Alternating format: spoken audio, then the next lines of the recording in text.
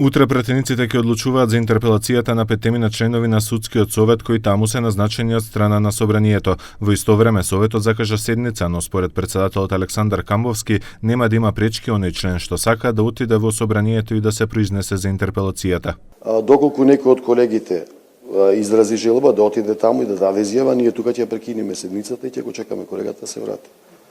Значи нема да има никаква пречка ни во собрание, ниту во судскиот совет. Според СДСМ пак со интерпелацијата ќе се случи упад во судската власт. Од таму вела дека ако судскиот совет биде срушен на ваков начин, следни ќе бидат судиите што не се по волја на власта. Пратениците на СДСМ нема да учествуваат во гласањето.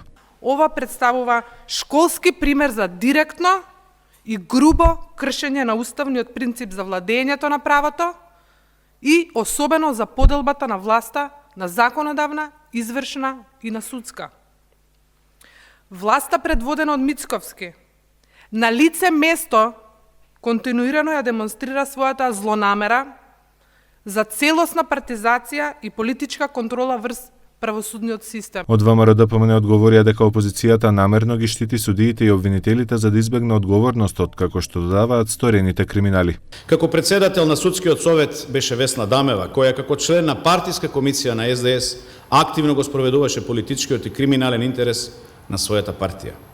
Дамева не само што ги поттикнувала, туку и ги организирала незаконските дејства за да ги исполнува нарачките од тогашниот премиер Зоран Заев и министерот за здравство Венко Филипче.